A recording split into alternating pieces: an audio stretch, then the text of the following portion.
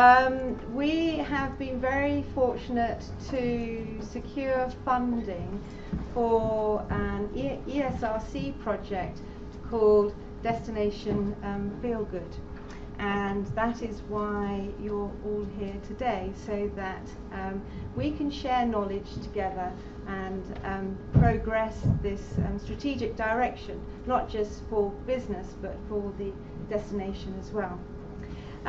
Like any good project, I don't do anything on my own, and we have a really good team that's behind the project, and I'd like to introduce you to the team now, so that you, when you're floating around during your coffee break, you can actually speak to them and talk to them about what we're doing. So, in line, standing here, I'm going to introduce you to Sarah Pike, who is a PhD student who's actually studying well-being with regard to tourism and the potential for growth, destination growth, using well-being as a theme. So you might see Sarah around at coffee break. She might be asking some questions. She might be listening to some of the conversation. So that's Sarah. And then I'd like to introduce you to Anne Hemingway, Dr. Anne Hemingway, who is from the health school and is the public health element of the project. And then I'd like to introduce you to Professor Adele Ladkin, who is the tourism element of the project. And together they put public health and tourism within the same space and framework. So you'll be seeing Anne and Adele during the project as well. So thank you very much, team. Probably one of the most important people of the team is Alex, who is part of the NCTA, the National Coastal Tourism Academy, and this project is in partnership with Bournemouth University, the ESRC and the National Coastal Tourism Academy. Alex is going to be leading the afternoon this afternoon, because our focus this afternoon is very much from a marketing perspective.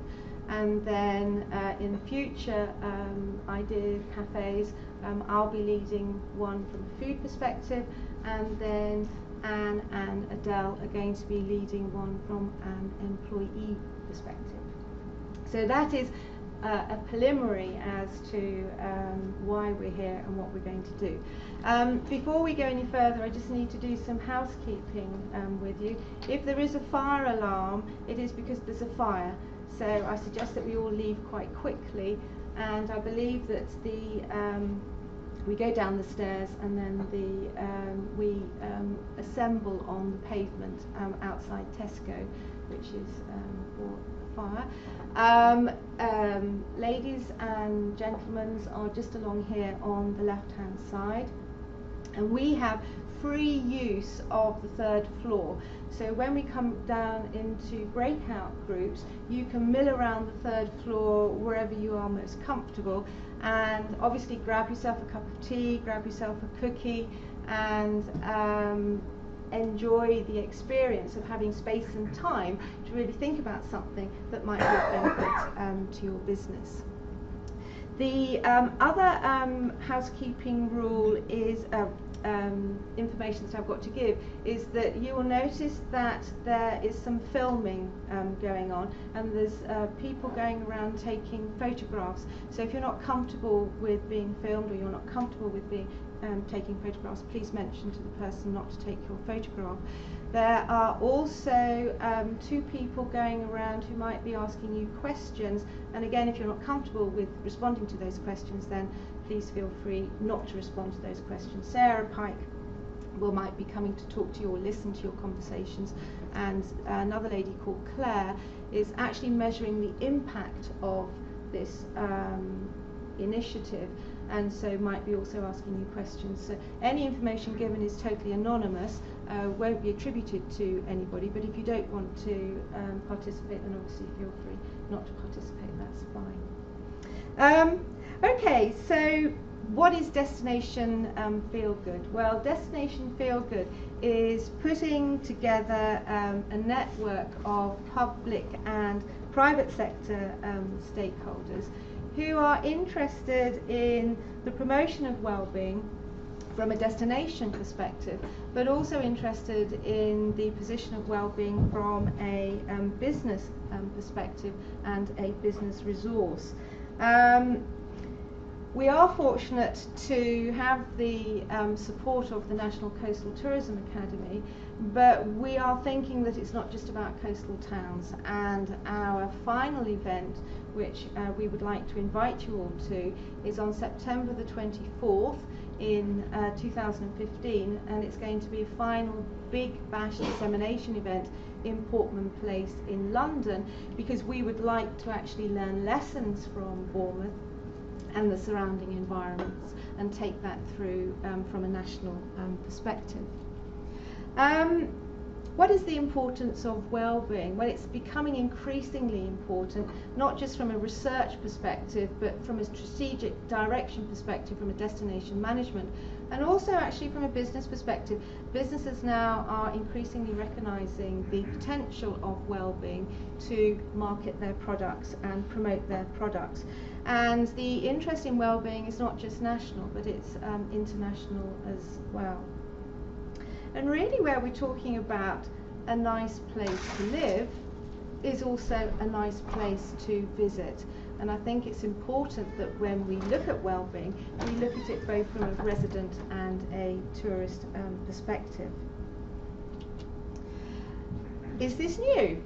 Well, I'm not going to say that I was around in Victorian times so I can remember it.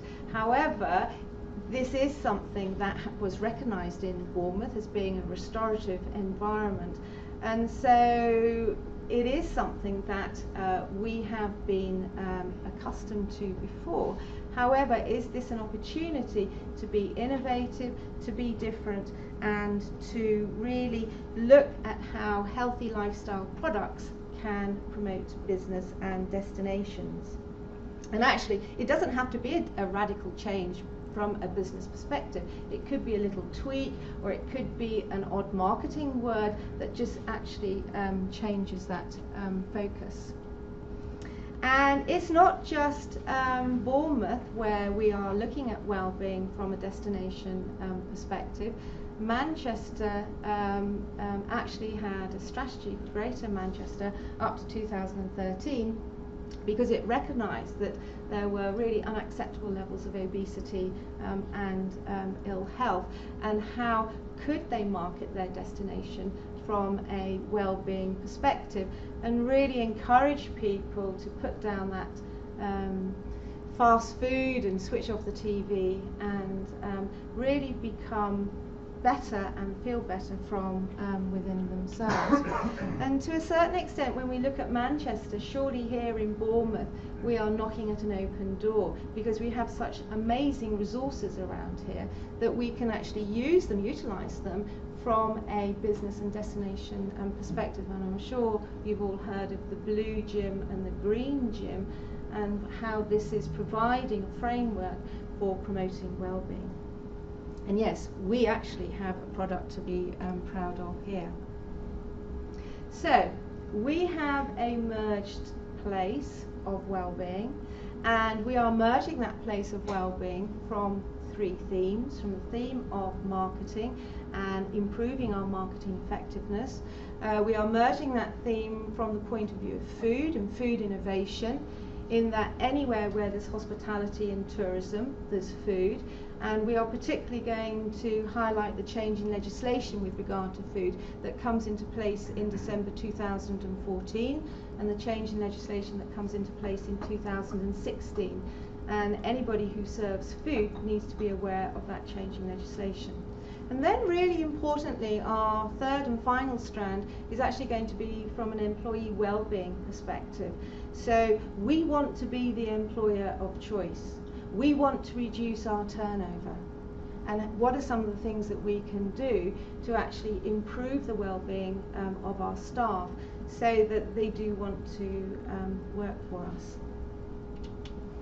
And this is just to remind with regard to the future dates. Alex will no doubt at the end revisit the dates. The next date is the 20th November for your diary, and the 24th of February is when we're looking at well-being from a staff perspective. And as I said, September the 24th, 2015 is when you're all invited to London for the final dissemination event. So, opportunities for development, absolutely, and I'm hoping that you're going to be able to take this afternoon and these 3 sessions to really think about how, from an innovation point of view, you can take your product and you can think about how rebadging it, realigning it to well-being might be of benefit to you as a business. And I really want to thank you all, A, for giving up your time, because I know that you probably all rather be in business, making your money in business. So thank you very much for spending time here, but also thank you for being part of the network. The network is only as good as the participants and the people who are here. So thank you very much for coming. We really appreciate it. And I'm going to leave the rest of the afternoon to Alex, who will be directing us with regard to marketing. So thank you very much, everybody. Thank you.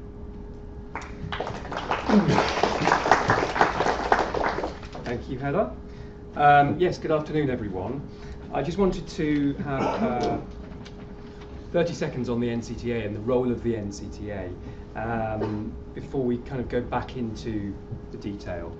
The NCTA is a knowledge broker in this context, and so we're about making existing knowledge through academic or commercial research more accessible to businesses, and we're about creating new knowledge, generating new knowledge, for example, through programs just like this one. And we hope that that knowledge will enable change for businesses and for the destination.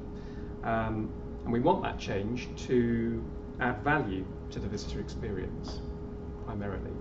We also want that change to cause a change in behaviour of our visitors and our customers so that they spend more on higher value products and services when they're staying here. They stay longer, they revisit more often, and they recommend more often. So if you imagine all of those changes cumulatively, come on in, take a seat. Take a bow. I went to the wrong place, sorry, but I'm here now. Welcome, welcome. So cumulatively, those changes, the net result of those would be a healthier visitor economy, okay, in a more competitive destination. But this afternoon is about asking the question, can we leverage health to create a healthier visitor economy? And I mean that in both senses of the word.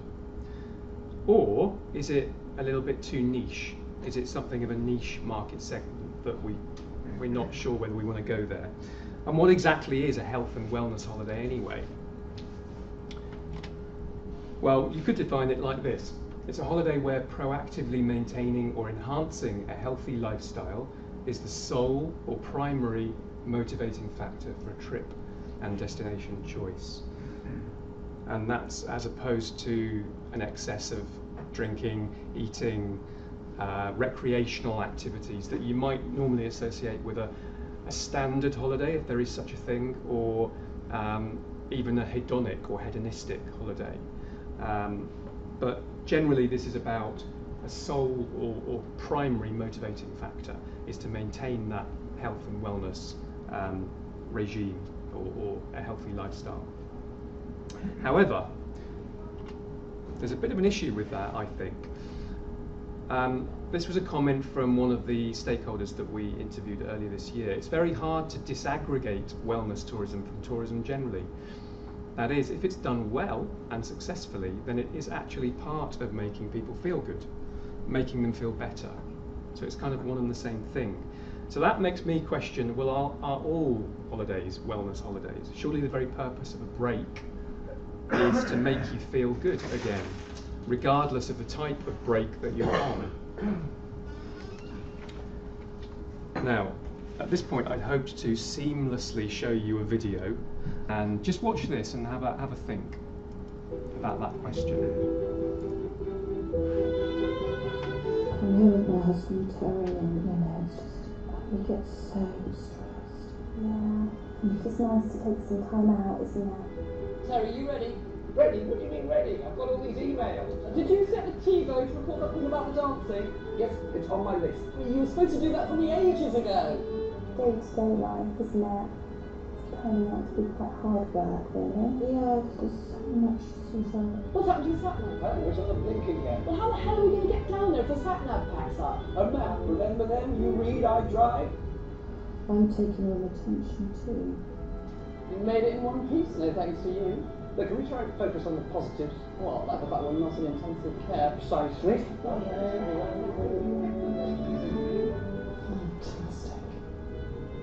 God, I needed this. You can give me the BlackBerry. Black. You said it. You need a break.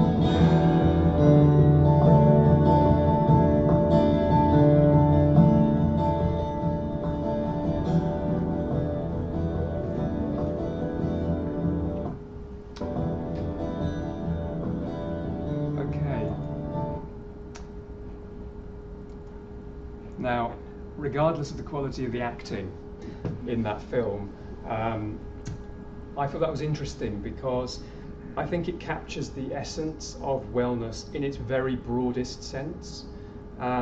Just as the quote here suggests that it's not necessarily all about boot camps and broccoli juice, it's the suggestion that developing a wellness proposition doesn't mean necessarily alienating mainstream market segments.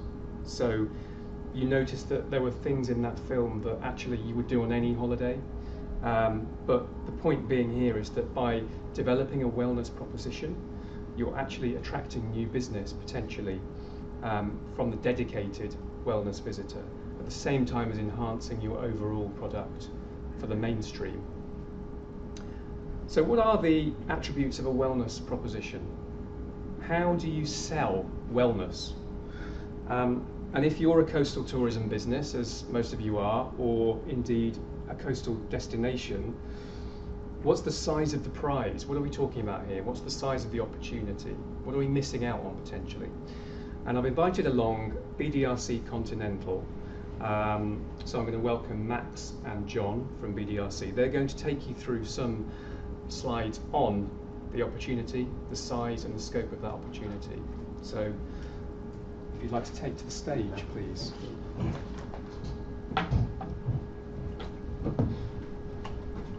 Thank you, Alex. I'm Max, and this is my colleague John. I'm down from London this afternoon, and I suppose what I'm here to do is really to try and put some numbers behind this notion of what is a wellness holiday. Hopefully I'll be able to do it without losing my voice, which is why John is standing by if in about 10 minutes time my voice disappears. So I think what I was wanting to do first of all was tell you what we're going to look at over the next 20 minutes or so. Look at the wellness opportunity and the current Bournemouth market, how you should promote a wellness holiday, how to drive great trip experiences in Bournemouth, and how better to promote and develop Bournemouth as a wellness destination. So hopefully at the end of this you'll get a clear idea of, say, 3 key points. We found out that dedicated wellness holidays are a really important and potentially lucrative niche for Bournemouth, but also for other coastal destinations. And as Alex alluded to, those attributes of wellness are actually fundamental to the success of all coastal destinations, as they actually represent so much of what it means to have actually a great holiday experience. And that is for all visitors.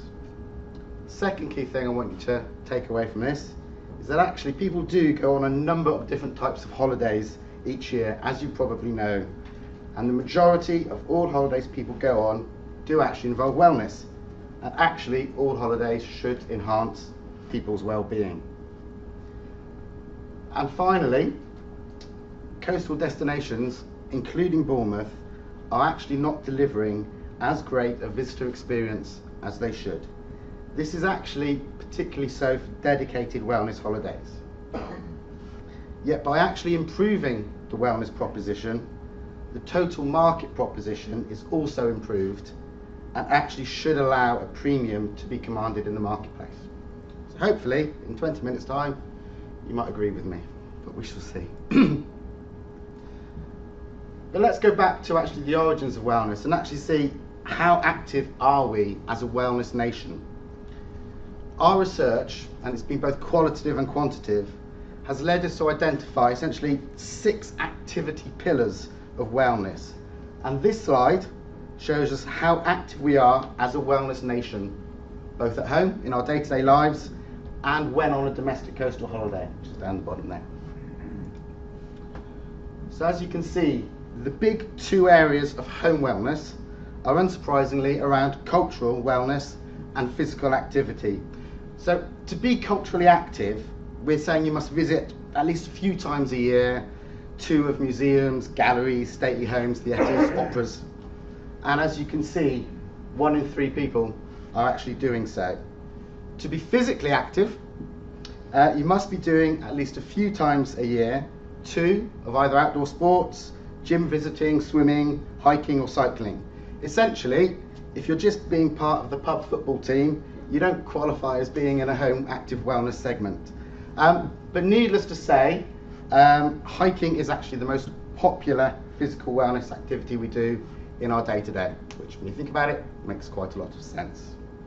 So the other 4 home segments are what we've classified as active outdoors, and this is very much dominated by participation in nature activities, so visiting wildlife reserves, nature watching, but actually also including water sports, ground and aerial based activities and beach based activities. The lovely one there, spiritual, that's the yoga, the meditation, the tai chi, the seeking out the destinations for solitude and contemplation.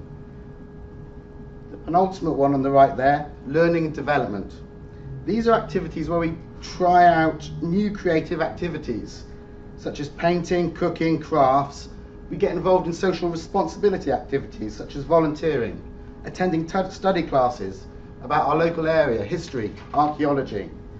And finally, the one we all relate to, wellness, spa and beauty. We're looking there at professional massages, spas, jacuzzis, steam rooms, beauty treatments, making use of holistic therapies. But as you can see, they are much smaller home active segments.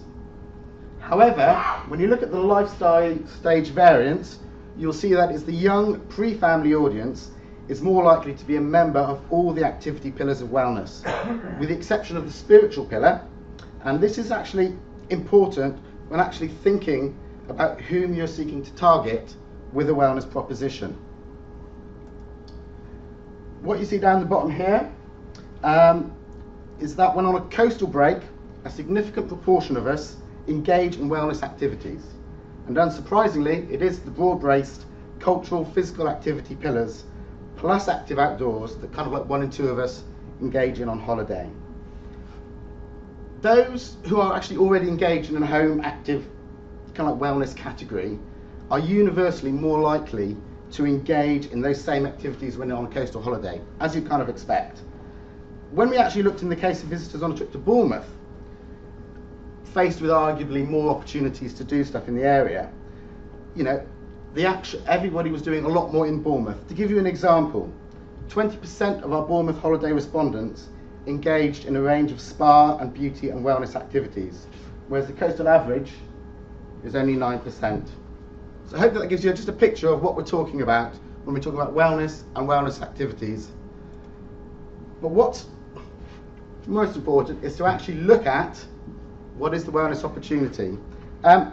This is actually arguably the first stat to size the UK market for dedicated wellness, which, as kind of Alex described earlier, is this primary purpose of the break is to take part in activities and or use facilities that enhance health and well-being. So as you can see, 14% of us, at least once a year, are taking a main holiday dedicated wellness break. 15% a short break. Net them together, you essentially have 1 in 5 taking a dedicated wellness break at least once a year. So it's quite a big market. It's obviously not every holiday, but it's 1 in 5 of us taking a holiday. But who is it mostly? Well, it's the younger demographic. Nearly a third of all 18 to 34-year-olds. Those from London, 1 in 4 are doing a dedicated wellness break at least once a year. And those already active in their day-to-day lives with spa and beauty and with the spiritual. So those niche traditional segments are more active in it, as you'd expect. What this stat should prove to you is that yes, indeed, there is a significant niche opportunity for Bournemouth in the wellness market, and hopefully what I'll do with the next 2 slides is illustrate the size of the current market as we sit here today.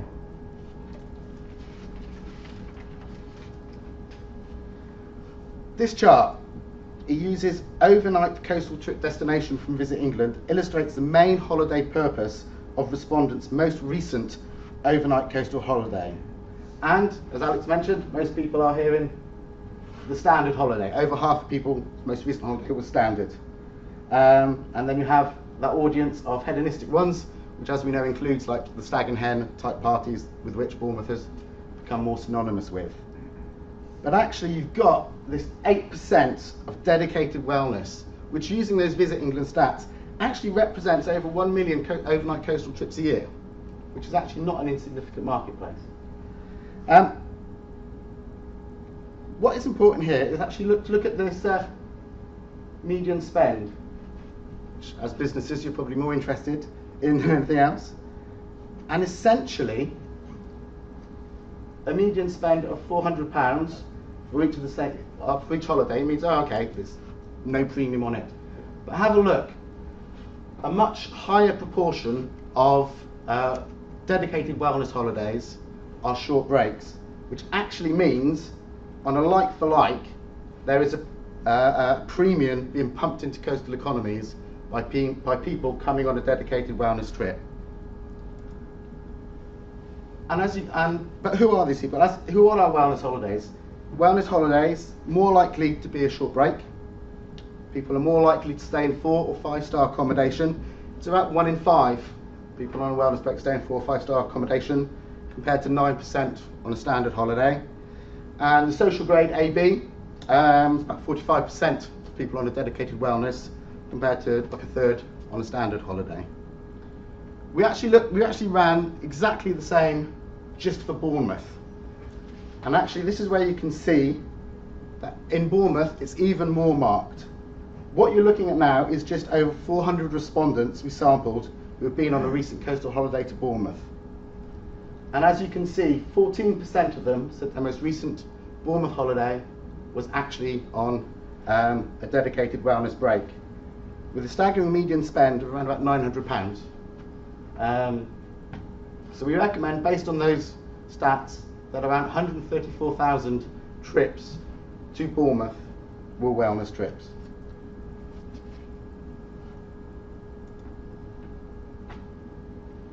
We looked at the chart earlier in terms of what people are actually doing on holiday and in their day-to-day lives.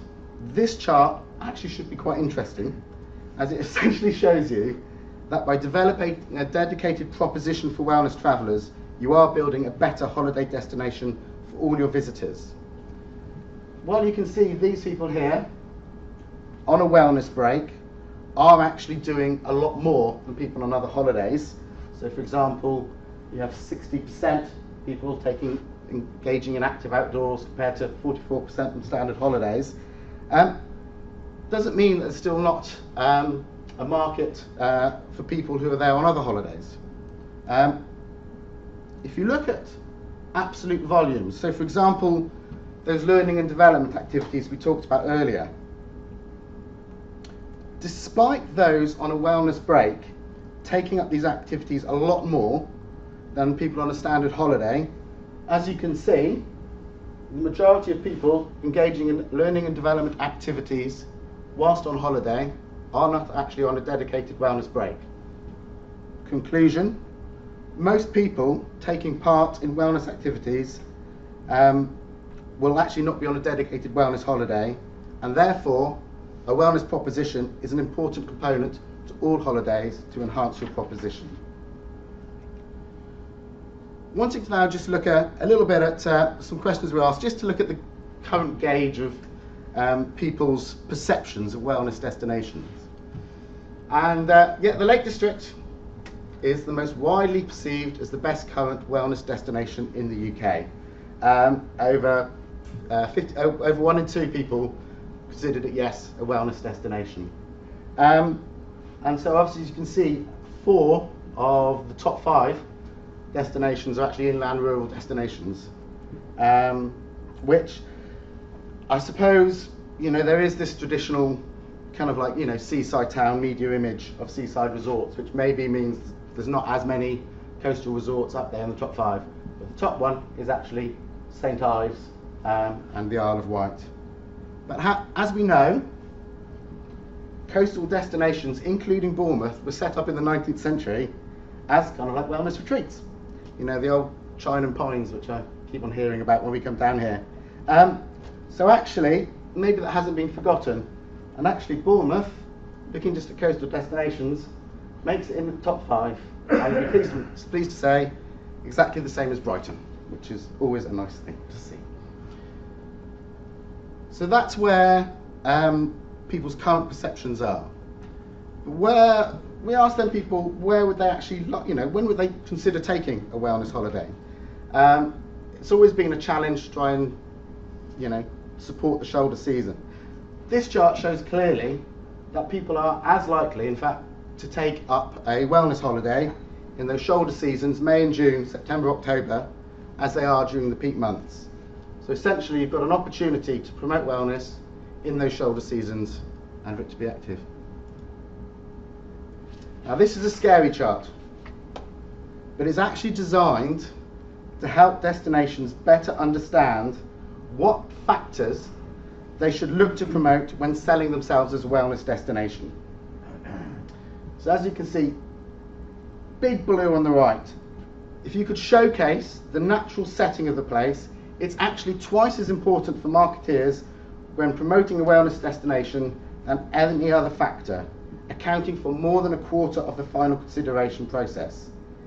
It, and actually to a lesser extent, spa facilities and treatments, are actually the hygiene factors central to any wellness promotion, because they are what drives consideration choice.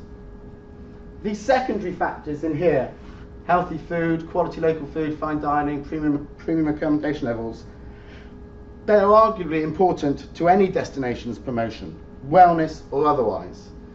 And it's interesting to note that in other research another question we asked, how much lower Bournemouth's rating was for its accommodation and food offering compared to the coastal average. So that maybe give you an idea of what some of the focus should be. But there's no point, that's on a general basis. But obviously, everybody's different. There's young, there's old, there's people in between. So what this does is just actually look at what are the major drivers and the relative weight of all the different drivers for the different life stages. And essentially, it just highlights the need to actually showcase a wider product portfolio when promoting generally to pre and family audiences, as their priorities go actually beyond the primary factors here, are less clear-cut than for the empty nesters, who, as you can see, quality local dining, premium accommodation, that's what all they're really interested in. But if you take the youth, beyond the main two, it's pretty much neck and neck between all those secondary factors.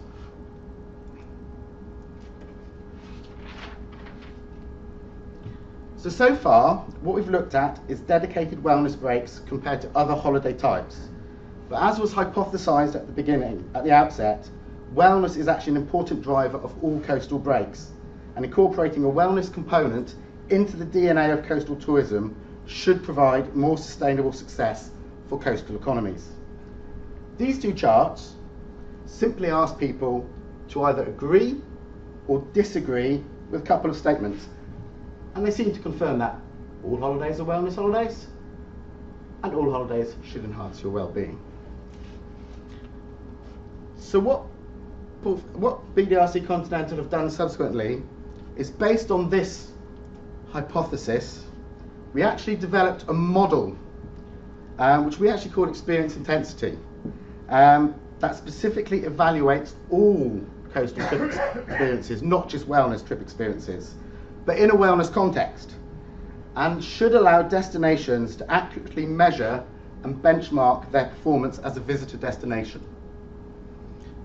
So through qualitative research, we actually developed 25 holiday rating statements, which I won't go through in more detail, and that contribute to great holiday experiences, and then asked everyone to rate their most recent holiday on that.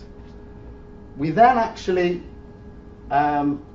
correlated those ratings with well-being rating, propensity to recommend a destination, and destination satisfaction rating. Ratings on their own, which have issues when measuring business success, but very good in acting as an anchor. And interestingly, we then, from those 25 statements, produced 5 key drivers of great trip experiences. We use something called structured equation modelling, which I won't go into. But essentially, it weights the importance of each of these 5 factors: the natural environment, R&R, resting and recuperation, facilities delivery, which are very much the resort facilities that you have on offer, facilities for children, wellness delivery, and self-development. And actually, these factors are then blended. They're each given an individual score for each of the key drivers, and they're blended in the right proportions to produce an overall experience intensity score out of 100, which essentially is, how am I, Bournemouth, doing as a wellness destination? Your score is bang, and it's all weighted properly. And I'll tell you what that score is in a short while. But it's important for you now to think about these 5 key drivers. So one of them is the natural environment, which is basically opportunities to explore the natural environment, the general quality of the natural setting, the quality of the beach environment. Basically, it has a driving power on people's trip experiences of 19%. And in the boxes here are just some of the statements that we got from the qualitative research, and some of the, to put it into context of Bournemouth, essentially some of what stakeholders maybe in this room said about Bournemouth in relation to the natural environment. For example, the beach and all that type of stuff. So natural environment, Case-Freeze, very important driver. Second most important, another important driver, this R&R. And that's elements, uplifting you. How can holidays remove stress? How well did your holiday recharge your batteries? How well did it provide a great escape from the everyday? These are universal to all holidays, and they're important to wellness holidays and wealth holidays. So it's an important driver. 18% of a final experience intensity score is based on these ratings. The facilities delivery. Vibrant and exciting nightlife. This is what you guys should be really good at. Range of recreational facilities, range of water sports, facilities for children, activities on land, good quality fine dining, shopping opportunities. Actually makes up even more, 22% of people's final decisions in evaluating the quality of their trip experience. Equally, 1 in 5, 20% power, is this wellness delivery. So this is how well does a holiday help you look after your body, improve your physical fitness, develop your new skills, interests, healthy eating, authentic local experiences and vibrant cultural offer. And then one which I really want you to focus on, because A, it's the most important, joint with resort facilities, is this issue of self-development. And these are, how does your holiday better enable you to better connect with, understand yourself? So kind of like, very wellness type attributes, you could say. Helping to reinvent yourself, providing a sense of achievement, enriching your mind. Stuff you would associate with wellness holidays, but arguably, as we will show, crucially important to all great trip experiences. So how did you perform? Bournemouth's experience intensity score is on a par with the coastal average and demonstrates it is still lacking in some of the most important drivers of great trip experiences. So, as we said, your facilities delivery rating was 67 out of 100. Natural environment rated 74 out of 100. The important one for self-development rated lowest for 62 out of 100, and the same for wellness delivery. So when we wind that all up together, what is your final experience intensity score for Bournemouth? 68 is the magic number. So basically 2 below where you should be, which is standard. A good benchmark you want to aim for is at least 70. This score was actually similar for all life stages, young, family or old. But it was actually particularly higher for those on a holiday of 4+ nights. So that people on a 4+ nights gave an experience intensity score of kind of like 72, whereas people on a short break, 66. And as I said earlier, ratings generally were lower for people on a wellness break. So, running this all through the mechanisms, what does Bournemouth need to do to develop itself as a wellness destination? As you probably guessed, I'm telling you need to focus on improving those attributes of self-development to ensure long-term sustainable business success for Bournemouth in a wellness context. Maintain your natural environment, the ratings you get for R&R, facilities delivery, almost kind of like a driver, but obviously what you need to do is help visitors better connect with, reinvent themselves, gain a sense of achievement, and enrich the mind. So how should you do that? Well, to actually bring it back down to more practical stuff that you can look at, we actually looked at the top activities that drive self-development, and they vary hugely by life stage.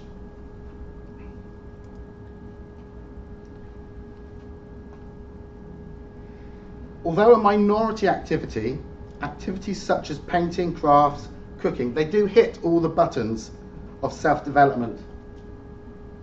But that's only a minority one. So what else can you do? For the youth audience, encouraging to visit museums, galleries, gives them a sense of achievement, enriching their lives.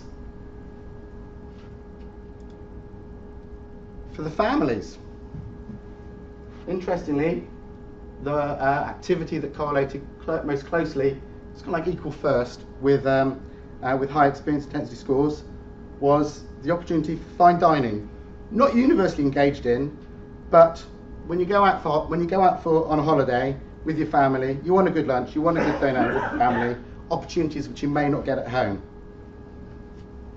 But a key area I think here is cycling for Bournemouth. It's a top driver of self-development, families, and there is a scope for wide participation. The success of places like Centre Parks with their cycling trails is testament to how useful this is to destinations in encouraging families and giving them that self-development within a family context that they're after. And so for the empty nesters, it is this participation in nature activities, which actually for this audience stood out Country Mile as the most important. So that is obviously the wildlife reserves, going on nature trails, more the kind of like softer outdoor activities. So that is actually, if you can put into place those elements, then that's actually what's going to help you drive your self-development scores and ultimately build you hopefully a better wellness destination here in Bournemouth.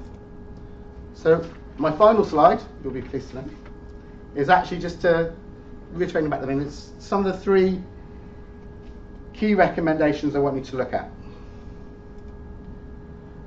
And one is, there is this need to increase the perception and profile of Bournemouth as a wellness destination.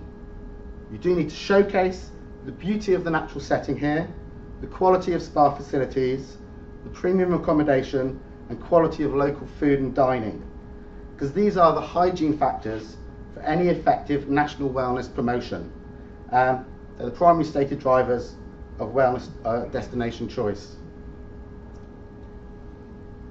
I've got there and there. The top activity, as I touched on, most responsible for delivering high self-development scores, actually across the board, but particularly for the empty nesters, was this participation in nature activities, the visiting wildlife reserves and nature watching.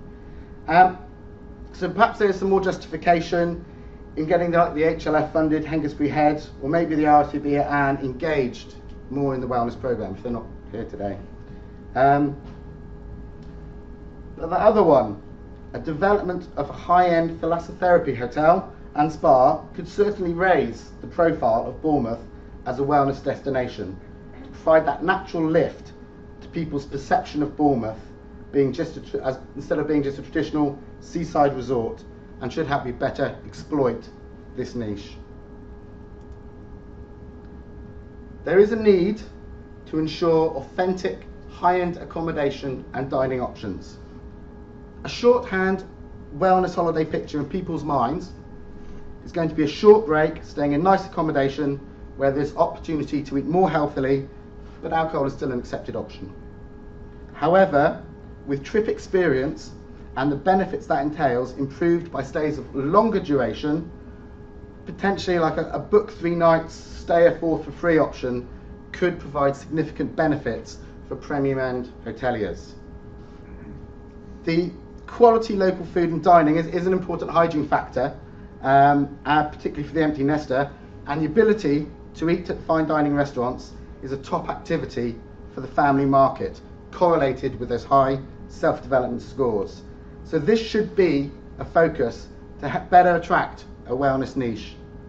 Stakeholders agree here, and from ones we've spoken to, that there is not a huge amount to shout about with respect to the food offering here in Bournemouth. So providing authentic, local, quality restaurants that welcome all should be encouraged.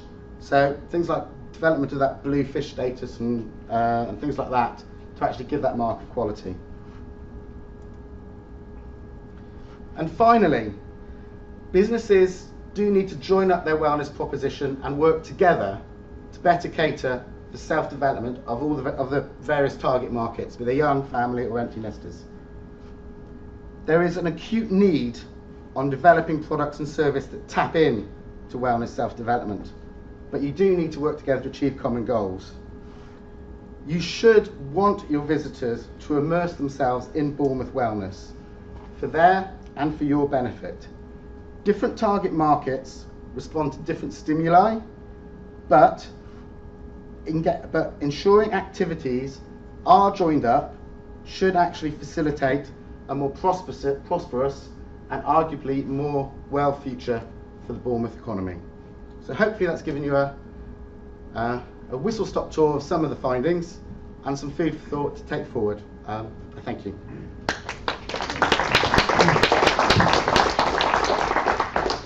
Thank you very much. Your voice held out well. Just about. Thank you. Thanks. Right. The next part of the afternoon is really for us to understand what you think more.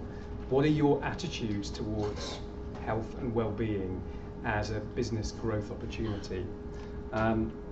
So, I'm not sure whether this is going to work, but I have a techie person here who can hopefully help us. Would you mind taking one of these and passing it on? What you have here are little control pads, and what we want you to do is just simply press A if you agree with that statement, or B if you disagree. So A for agree and B for disagree. Now, are we all supposed to do this at the same time? As and when. As and when. Okay. I'd worry if you all said disagree at this point. But we're going to talk about this in our groups in a second. Okay, so when you're ready, A for agree, B for disagree.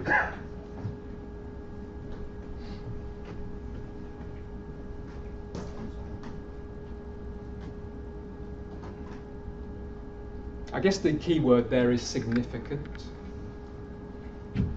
You might think, okay, yes, it's a business opportunity, but do you think in your business or in your organisation it is a significant business opportunity? Okay. Are you all done?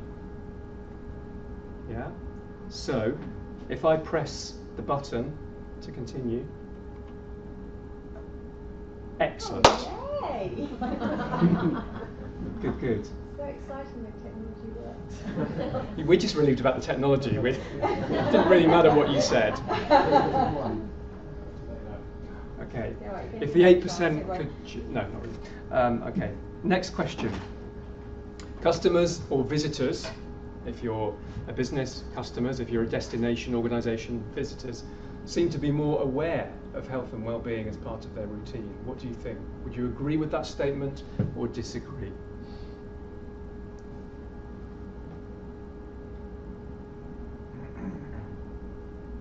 Are your visitors or customers more aware? Are you noticing this as a trend? Over what time period? Pardon? So over the last year or 2 years? Or? Yeah, over the last couple of years.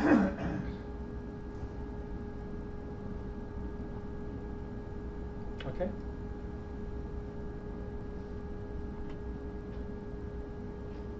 Okay, so a majority there agree that people are generally getting more aware of health and wellness, and they want to potentially maintain that routine whilst on a break or a holiday. Final question, health and well-being facilities or services are essential components of our offer to the market. Thinking about your business or your destination organisation, do you think that health and wellness facilities, and we've thought about some of those facilities and services in the presentation, are they essential components of our offer to the market?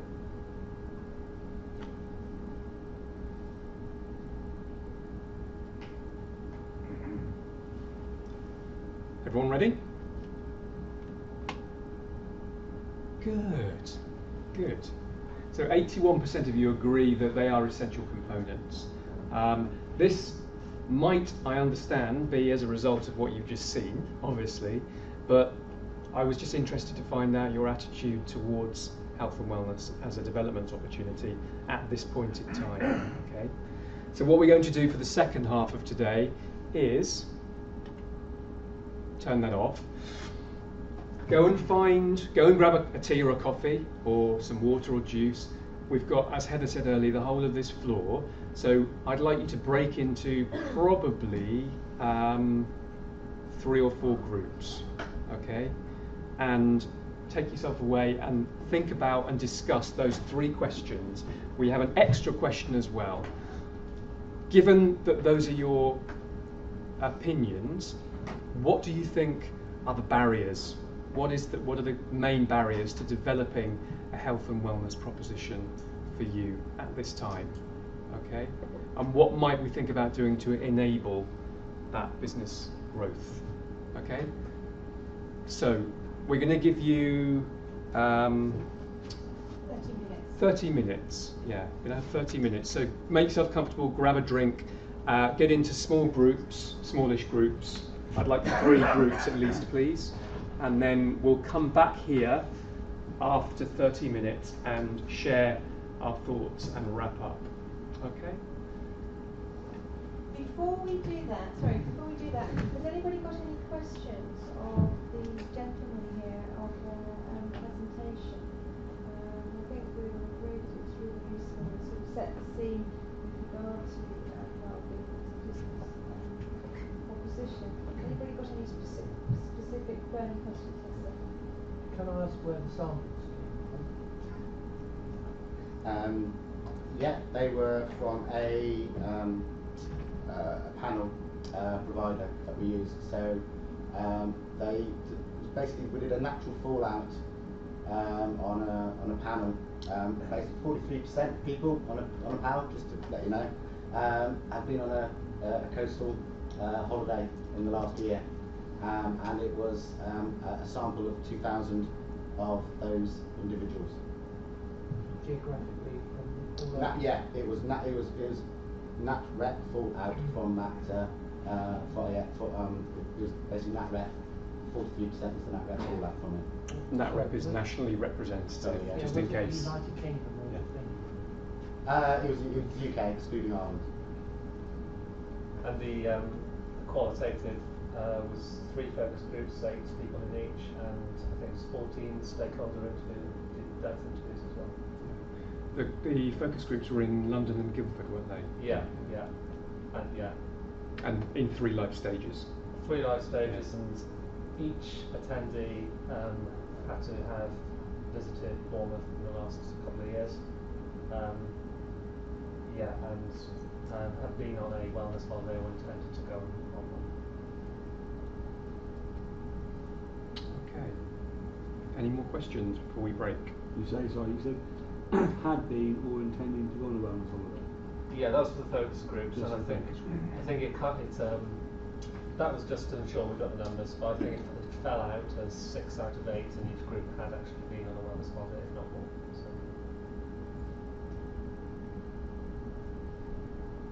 Okay. I expect you're all gasping for a drink. So if we can come back here in 30 minutes, and we will share everyone's thinking. You've got those questions? Yeah, I've got your questions. Yeah. Let me just put them up on the screen.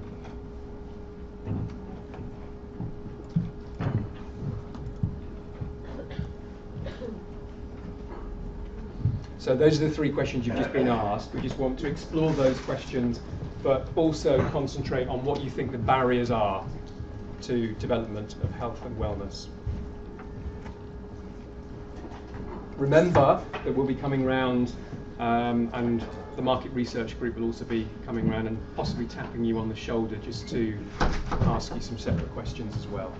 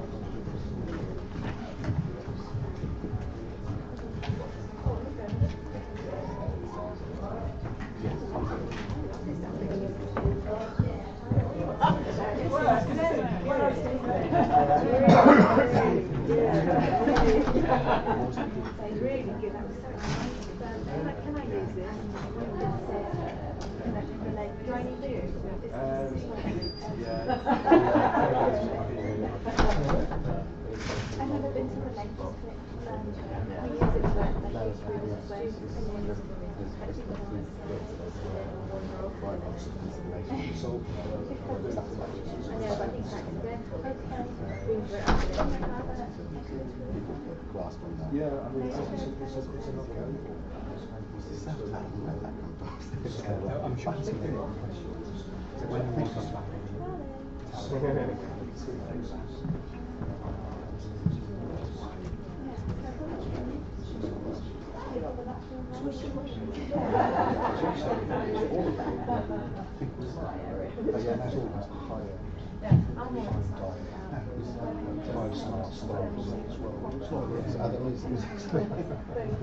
We'll see.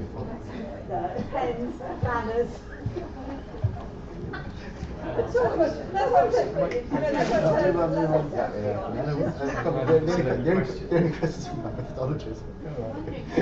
Yeah, we'll float around. Yeah, float around. That's perfect. Yeah. No, sorry. The question is whether we only hard it's 50 groups. No, I don't think it is. I mean, To a certain extent, all I'm interested in is the boundaries and anything. The discussion is just. Well done, well done. Yeah, well done. Well done. No, excellent. Well done. Well done. We're going to get when they come back, if they come back. Yeah, some won't come back. I have a feeling there's some I think. exit for that. Yeah. You know, I could. Oh, That was very good. yeah, you did a good job. Good job. It's just Really that time of the interesting. afternoon, isn't it? Just want people to come back. I And think, actually, yeah, is it possible for us to just get the Restoration Feel Good website up so we can leave with that Yeah. please? Yeah. And just remind people to get the banners because they've got the pens in there. It's got Destination Feel Good website on it.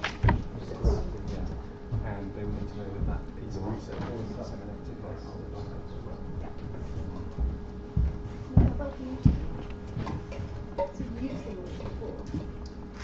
Yes. Not in that, quite in that squeeze. Presentation. Yeah, there's a lot more to There it. was 110 slides, I think, on the Well, I was distilled down well. I thought so. I was just pleased to get some recommendations as well. Just I like the way you broke the news to Vaughan, but actually we're getting it wrong. You did that rather subtly. At the very beginning, yeah. No, it's good. But I mean, when you've got the group of hoteliers, it's not always easy. I think Oh, yes, so, yeah, it's a double combination, but yes. Vaughan's attracting more wellness visitors than the rest of the country, so really. Oh, is it? Yeah, 14% versus 8. So Oh, well, that's it's doing- news. it's doing well. It's just a bit sad we've got a spa here. Yeah, but I think that's Yeah, a challenge for, I think the challenge is to for all coastal towns, isn't it? I mean, I was very so. Did you say only 4% of people go to spas? That was. This the, is the in their yeah. day-to-day life. Yeah. It was on this, in terms of I'd like to know every one of that for 4%. you have to know, it says that you have to go a few times a year. You can't Oh, just, a few times, yeah, not just once a year. not just once a year. 'Cause Oh, that, you know, okay. that Doesn't yeah, count. that's the thing. that's like every That's the tyranny of the anecdote, isn't it? Tyranny I of the anecdote, know lots yeah. of people who Okay. sort of Yeah, but- volunteer and. Otherwise, it's a bit like the man in the pub football team doesn't qualify as a physically active person. You have No. to, if you go regularly, Regularly. then you can say, hang on a minute, I'm quite an So active how many sparring times person." would you say? A few times a year. It was actually a few times. It was literally a few times a year. No, I would go most and people do sparring. that as a treatment. They just want to. Yeah, exactly, and that's why it was Low. yeah which was quite surprising. But the interesting is because that's the classic what is Yeah. wellness. Yeah, But yeah, actually yeah. it's A very small percentage. and that's what I was trying to point out, that actually it's wellness is so much more than that, and actually that is a small niche where people are doing it. But when people think about it, and as I said, 20% people come on holiday, say they have some kind of But actually, a treatment. coastal resort didn't come until what was it, number 6 on your list? St Ives. St Ives. Yeah. And then the Isle of Wight, of all places, came in. Yeah, perceived as And yet, pretty you know, wanted. if you're in the tube in London, the one place I've always wanted to go was get out onto the coast. You know, get down there and get away and. Get out Bailey's Court, that's why I went really. But I think Which is so I was quite surprised. But that question is, I think, what are your perceptions, not where you go. So, in an ideal world, which is. What do you perceive? That's why Bath is your your perception of a wellness destination. So it's a bit like Deauville or Evian. It's just like what But I would would have you? thought Cornwall would be much higher. I would have, you know. Yeah, well, we did. Yeah, I think we had little coastal Coastal towns, we didn't have Cornwall as a whole. St Ives was And one. St Ives. St. Yeah, Ives that was the top- first coastal was the one, first wasn't it? coastal. Yeah. We didn't have Yeah. Cornwall as a whole destination in the batch. We actually had about 30 individual Yeah. coastal towns, and it was the smaller. Yeah, interesting, niche isn't it? places The that way came through. But then Cornwall also has it's got Newquay, isn't it? It's because Well, that's it. yeah. That's it. Well, Newquay Well, is not- but you're dead right about the food and drink here.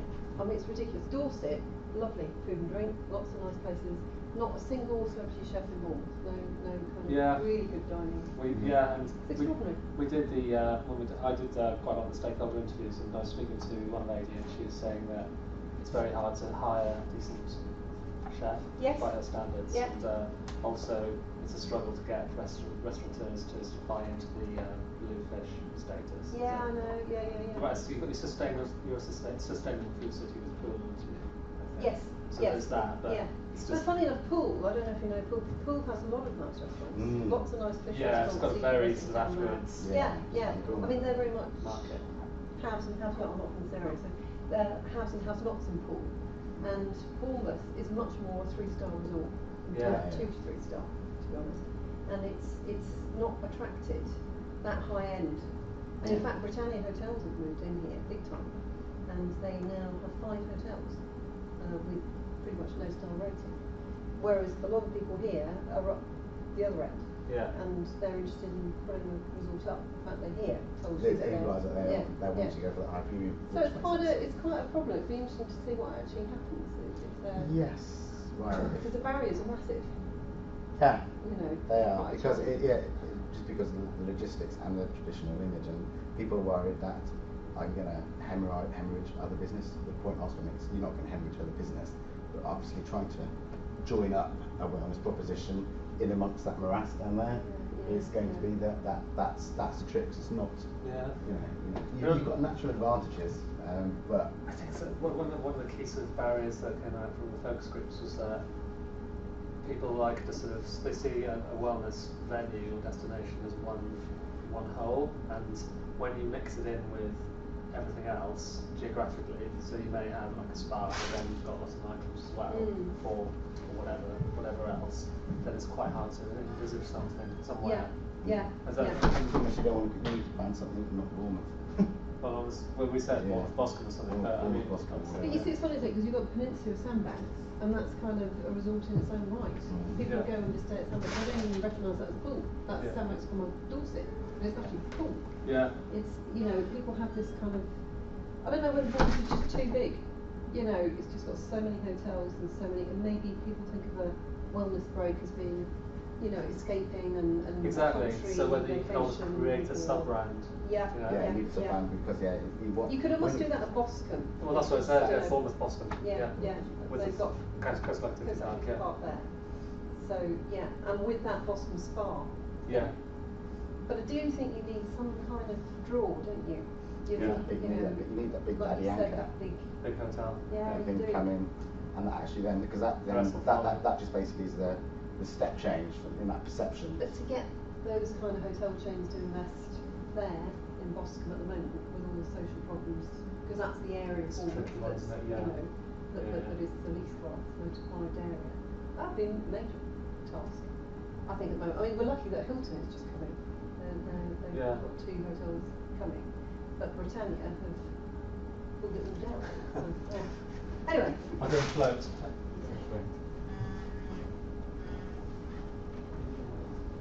Do you do this everywhere?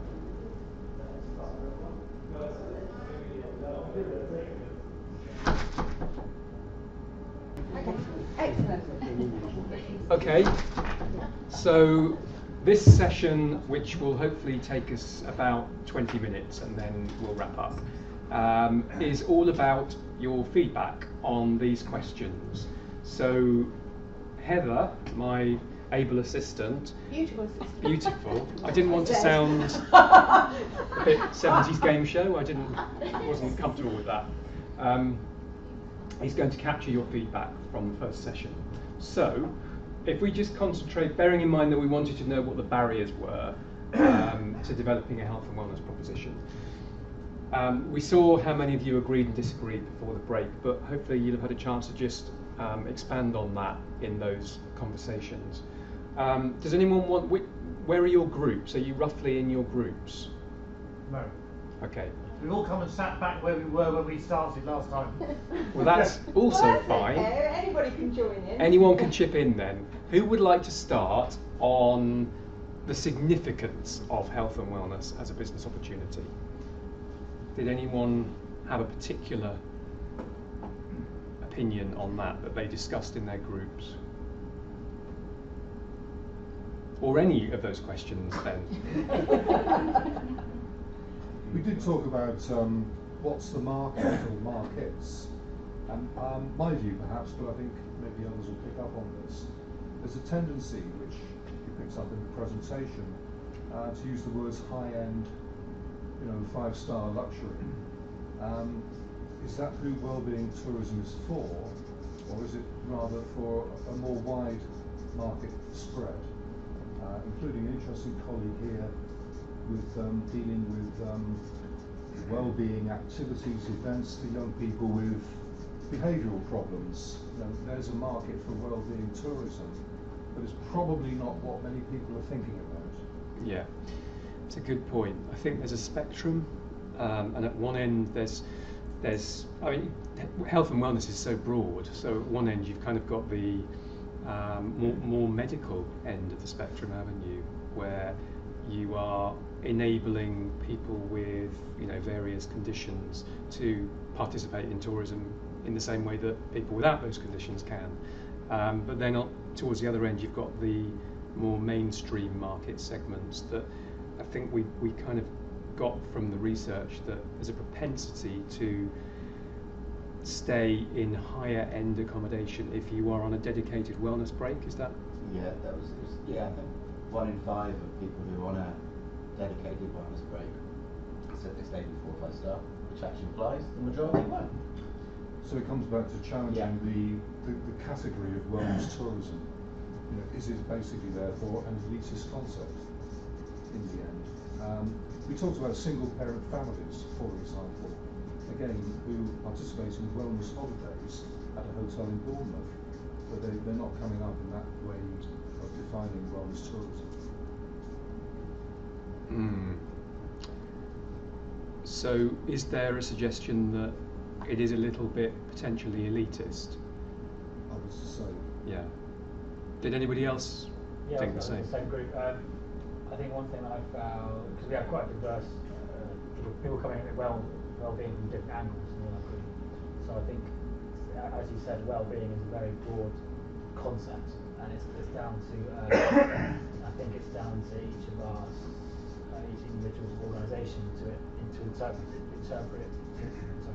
well-being in our own way. So for me, it's adventure sports and active things. For others, like sort of youth groups and family stuff. So I think we get a point the sport, national governing body for sport, to promote active activity and well-being quite well. Tourism, I think that doesn't. That needs to be a sort of, maybe it's a bit of a barrier, but it could be a sort of category-wide tourism well-being promotion that would help all of the categories, as it were. And then it's down to each individual business to interpret that well-being in their own ways. That makes sense. So it could be, businesses like mine, and I'm sure other people would benefit from a category-wide sort of tourism well-being campaign by the government or something that we could then piggyback back on in our own way, interpret it in our own way. Our group felt that a lot of people come down and maybe take advantage of a small activity, well-being activity, even the Stags and Hens on a Saturday morning, go doing adventure stuff now. So it may only be a small element for them, but there is that. They don't want it for the 48 hours they're here. They may only want it for 6 hours. So I think we've got to look at the short break, even not the staying overnight, because most of our visitors are day visitors onto the seafront, and whether we're not looking after them. So the suggestion is then that although from the research it was suggested that satisfaction in well-being increases, which is actually the same with any break. Actually, from our own research, we've seen the longer you stay, the higher the satisfaction rating, and that suggests that there's potentially a problem with day visits and satisfaction anyway. But there was something in the research about day visits, wasn't there? Yeah, there was actually. We I didn't show it all, but we did actually size the market for day wellness as well, both nationally and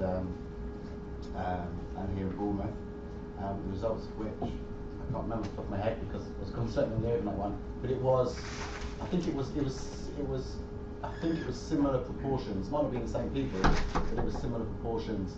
But I can definitely clarify that with you as to the nature of that day market and how it varies potentially to the overnight market. Yeah.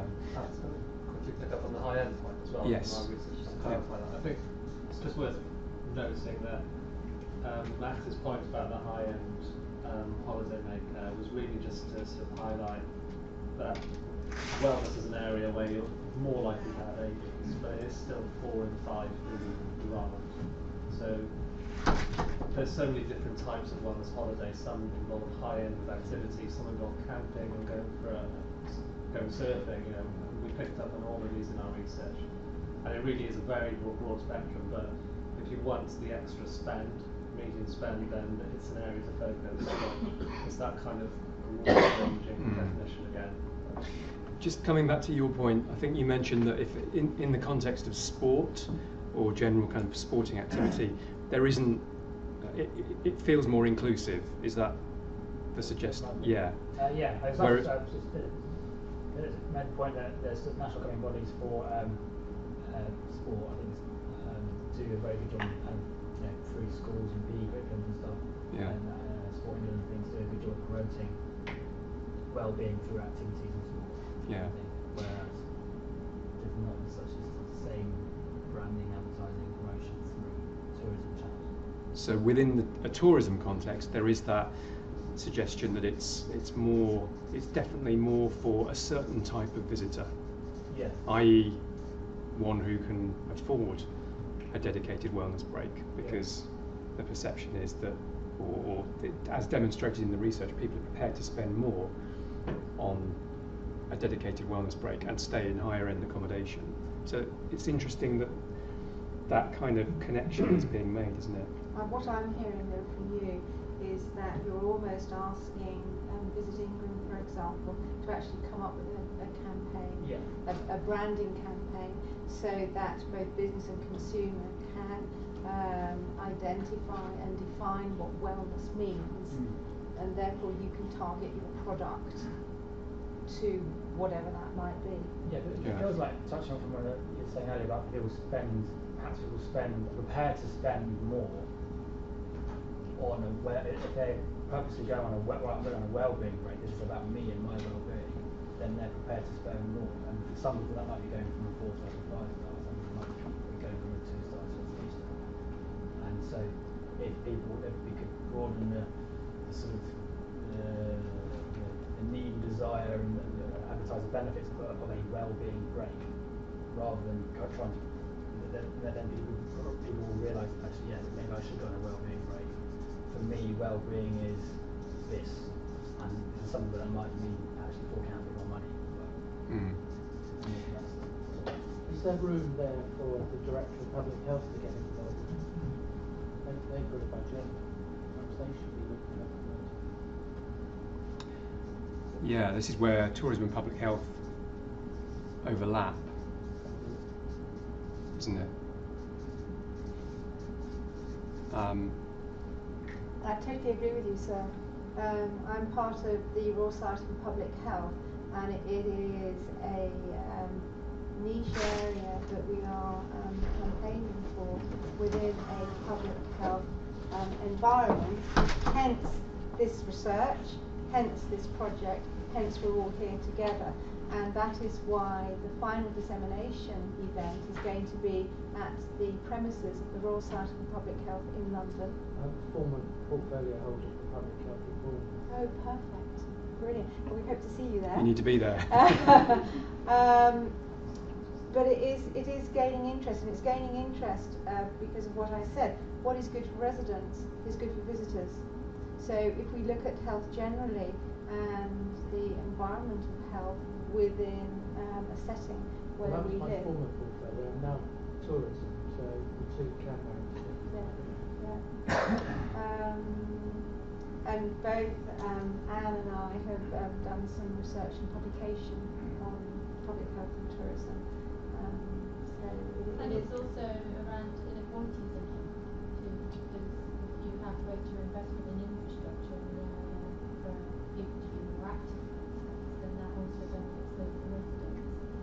And also people are thinking ahead to Adele's and my session, similar to this one, if people are thinking about the health and well-being of their employees as well in the tourism sector, then that also will have a big impact on local people all around the world, essentially, if people started to think about that. Can I just bring one of the 6 pillars up, if you like, that we looked at in the research, which was self-development. Does that, because if I was a business thinking about developing a wellness proposition, I'd be slightly confused about what we mean by self-development and what I could actually do to improve my self-development enabling for my visitors. Does anyone talk about that? Or did anyone come up with any, instead of barriers, were there any kind of enablers that you talked about in your groups? No? Was that all clear then? An enabler, from our perspective, from an academic perspective, is the climate of where consumers are coming from. So when you looking at commodities now, if it's got wellness or well-being or healthy lifestyle attached to it, consumers are now purchasing it. So there is that consumer climate and societal climate with regard to wanting to look after yourself from a wellness perspective. And this type of marketing and branding is very well developed in Europe, where quite often wellness holidays are given on prescription. So if you go to places like Poland, France, for example, wellness holidays are given on prescription. But it's not well developed in the UK. So it is an emerging market. It is a potential that as yet the UK have not signed up to. So if you look at Danubius hotels, for example, Danubius are, I think there may be one under development in the UK, but there are several in Europe, particularly in Eastern Europe, Hungary, places like that. But in this country, a kind of high-end hotel product that sits really comfortably and clearly in that wellness niche, which doesn't really exist, does it? There's lots of comments about, and even the first question about business growth opportunities, but just within this kind of piece of work, it just can you sort of give some clarification that it's the destinations themselves. There is so much on your doorstep, and it might be as simple as just a walk on the, just taking your shoes off, having a paddle, or getting on a bike and cycling Hainsbury Head. It's there, but that's not necessarily down to the individual business to promote, or maybe no massive growth area, and certainly not a great cost to the individual, but a huge amount of value to the individual, and almost more value because it's no money, because you're just getting it for free. And then there's a responsibility for the kind of local authority, the tourism, the voice of the town to kind of say that, but not just be focused on this 5-star spa resort with water over hot coals, or whatever it is that you're doing. Just simply, and actually I thought that video for the St Michael Spa is very good because most of it was just walking on the beach and just walking through the gardens, and it's really important. So it's rather than just being about business growth, actually just a lot of stuff should be just for free. And I know two local businesses who used to operate down on the seafront in Bournemouth, or also one on the seafront, one in Merrick Park, in a sort of boot camp type. So three businesses, and all three have stopped doing what they were doing because they found the cost. It was cost prohibitive, the cost of the council to license them to allow them to do that. So they stopped doing it. So you've got three businesses not taking any public sector funding at all, their own risk, their own marketing, their own promotion with customers who now no longer do that activity. So I think it's really important that there's the culture and the foster within the council to foster and encourage that enterprise, and to say that maybe there isn't a charge. You have to have public liability. They've got to get the liability of the council to consider. But once that's overcome, it shouldn't be cost prohibitive for those councils and for the smaller enterprises who want to set those things up. We should be nurturing and encouraging that, and then allowing, maybe providing a platform to then tell the world. Because a lot of those people, it's a guy with a yoga mat, won't necessarily have the resources to think about a sort of marketing strategy. This he might well do just because of the service, but to facilitate that. So rather than just being significant business growth opportunities, as on a per business basis, more of a kind of an environment we should create which allows those businesses to prosper. Absolutely right. Yeah. If you look at there's another piece of research we're doing, action research on the shoulder season, which you probably know about. And so we looked at a product market fit for Bournemouth to expand the season in the spring and the autumn shoulder seasons. And perhaps unsurprisingly, one of those good fit segments was what you might term soft adventure. And that's, again, an area within health and well-being, but you're talking about things like cycling, walking, art and culture, food and drink, that kind of thing. So I think what we're trying to do there is develop a portfolio of packages working with, for example, the coastal bid, working with Bournemouth Tourism at destination level. And within that portfolio, businesses can participate and can offer the packages that are part of that portfolio. So I agree with your point, absolutely, and I think it's something that needs to happen at destination level, but also tie in with or give businesses the opportunity to, take part in that destination level offer. Does that make sense? Yeah. We need to talk anyway about that. What we intend to do with this project is, on the website we're going to post resources and case studies of initiatives that companies, businesses have used to actually demonstrate how they have promoted wellness and it has enhanced their business. So, for example, not so long ago, hotels in this area didn't have things like bicycle racks, for example. And we've just heard there's a lot of consumers now thinking about cycling and enjoying cycling, particularly in this area. Well, there's no point in coming in your car and having to hang your bicycle off your car, lock it for all the week that you might be here, without actually having a place where you could put your bicycle. Another example was that a hotel with quite a few grounds had used to hire bicycles, but it only took people about 20 minutes to get around their grounds.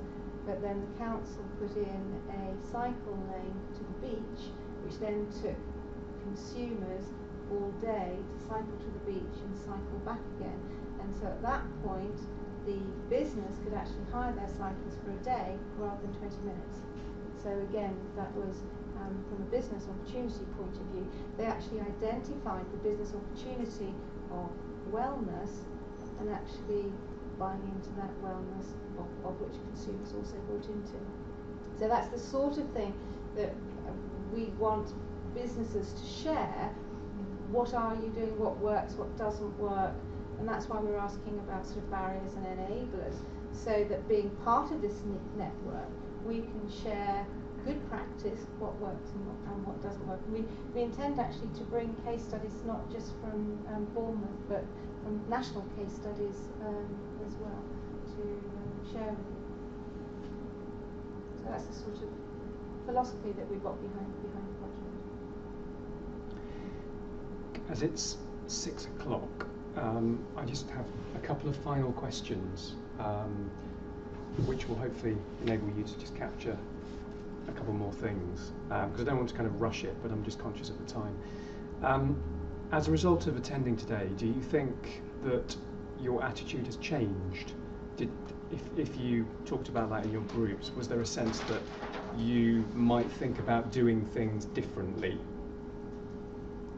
Was there anything new that made you think about doing things I differently? think you might use words. We say, go to the beach, enjoy the beach.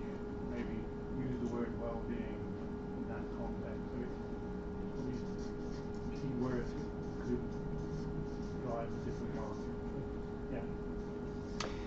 Yeah, and coming back to the St Michael's Hotel and Spa example, I think wellness came through quite loud and clear on that, but there was lots in there that was just about a standard holiday as well, but they'd obviously, thought about it and thought about the difference to their business it would make to bring in that wellness messaging.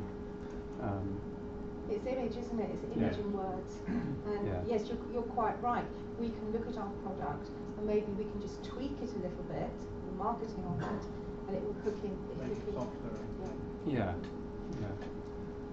It's not necessarily radical changes we're talking. It's just the key part of that advert actually was the first sort of section showing context, so coming from the stressy environment. Yeah. So that, if you didn't have that first bit, actually it could have been just any other hotel sort of kind of short video. As the kind of running around at home, frantic, and then the kind of calmness which followed. The contrast between the two. And I like the fact that they'd made it work even harder and suggested that actually there's a bit of marriage guidance going on there, and they're sort of heading for divorce, but then going to the St Michael's Hotel had solved everything. Yeah. Okay. Was there anything else that people talked about that is worth sharing before we wrap up? Have we heard from all groups? Sorry, definitely. But you want to say something else. Were you in a group with other people? Me? Yes. No, I was in a group. Okay. Has all groups managed to have their point? Sorry, last word for you, sir. Just interesting point about the end bit of our meeting was it's destination feel good. I guess chat mostly about the feel good, the well-being element of it. But I think interesting, especially about branding. Destination branding is very important. So I just learned in our meeting I wasn't aware of this hard feelings, not the right word, almost being associated with Dorset. I don't know if that's true, but brand Bournemouth has a very different connotation with brand Dorset. Yes. I think that's absolutely crucial to this project and how we market ourselves. Yeah. So like Dorset for me is beaches, Old Harry Rocks, Swanage, Bournemouth, and inland as well, and Dover, and that feels like a well-being destination, like the Lake District, whereas Bournemouth feels more like lifestyle restaurants. It's kind of big, brash Bournemouth versus the rest of the county, isn't it? Yeah. I think that's quite an interesting point. Yeah. It's your business Land and Wave? Yeah. Yeah, we'll talk afterwards. That was something that came out of the Cortes work as well, is that people wanted to almost, when they envisaged the wellness destination of Bournemouth, they almost wanted to disaggregate it from their traditional perceptions, almost as if, I know we mentioned this to you past, Alex, but they needed the creation of almost a Bournemouth sub-brand that is part of Bournemouth but not Bournemouth, if that makes sense. And we talked about Boscombe as because of the coastal activity park and the fact that when you go down to the pier and the seafront where Urban Reef is at Boscombe, you kind of get a very different feel to the feeling you get at Bournemouth Pier or in the centre of Bournemouth. And that's when that question cropped up as to whether we ought to be looking at kind of dedicated area for wellness, or whether actually the whole destination needs to offer that proposition. Part of the seafront strategy, Yeah. the zoning of it was from the coast activity park to just past Southbourne was going to be a different style of seafront. Yeah. So I think that has already been talked about quite considerably.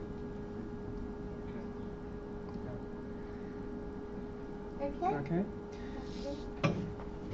So, firstly, thank you all very much for coming. Thank you for being part of the network.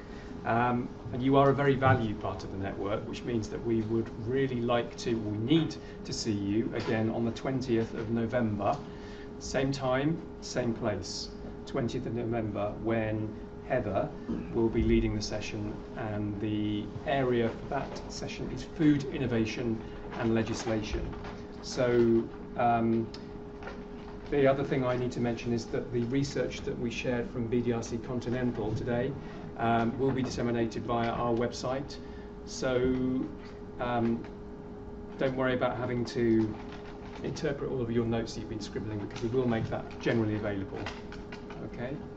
So thanks again, and we look forward to seeing you on the 20th of November. Yes, thank you very much, everybody, for coming. Thank you.